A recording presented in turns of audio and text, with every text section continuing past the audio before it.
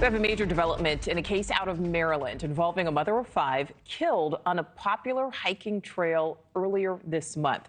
Police are now linking DNA evidence found at that scene to another crime all the way across the country.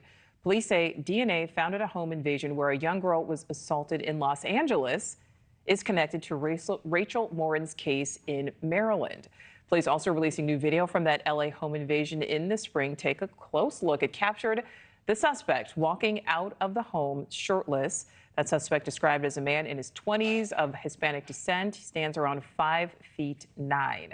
So joining me now, Colonel William Davis, Chief Deputy with the Harford County Sheriff's Office in Maryland. Colonel, thank you so much for giving us some of your time. I know we had to switch things around a bit. First of all, this is big news coming out of yesterday's press conference. I would imagine tips have been rolling in. Are there any updates you can share?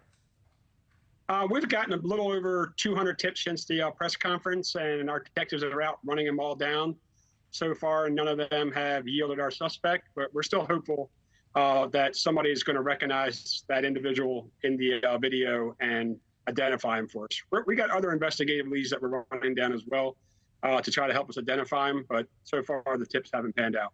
Not yet. All right. Well, Colonel, I know that your team, it says you have said that this appears to be a random act of violence. Of course, talking about this incident in Maryland there.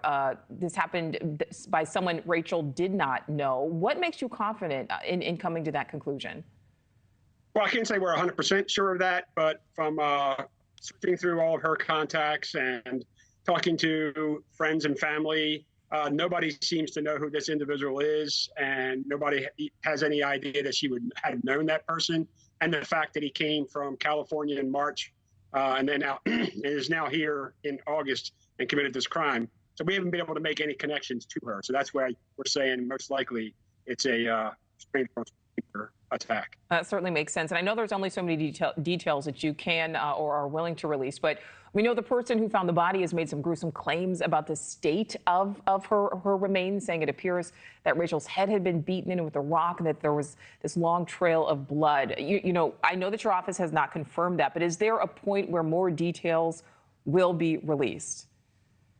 We probably won't release any details about the crime scene until after we get this person in custody. And just so you know, the person who was out there making those claims, he didn't find the body. He didn't see the body. He was never on the crime scene. Well, that certainly makes sense then why your office would not confirm that. Colonel, we know that DNA found at this crime scene was linked to that home invasion in LA. Of course, we're talking about a scene entirely across the country. Is there a public safety alert there in your jurisdiction? I mean, do you think this person is still potentially in the area there in Maryland? So unfortunately, we have no idea if he's still here or not. We're still operating under the belief that he possibly is. And we've sent out tips to our citizens here in Harford County to just make sure that when you're out in the community, particularly if you're walking on a secluded trail or something like that, to just be aware of your surroundings. Don't get engrossed in your phone.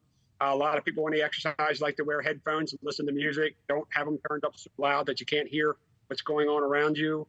And probably most importantly, if you feel that something just isn't right, if you see something you think is suspicious, act on those instincts and call 911 and let us know what's going on. Absolutely. Yeah. Always follow your gut. But before we let you go, Colonel, there was this case of that woman in her 50s, Miriam Sila. She went missing about an hour from where Rachel Morin was found, but also along a hiking trail. Is there any reason to believe that these cases could be connected based on this new evidence?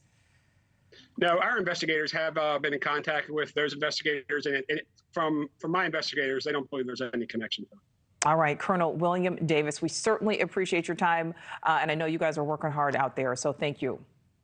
Yep, absolutely. Thank you. Thank you for watching. Go to newsnationnow.com to find News Nation on your television provider, and don't forget to click the red subscribe button below to get more of News Nation's fact-driven, unbiased coverage.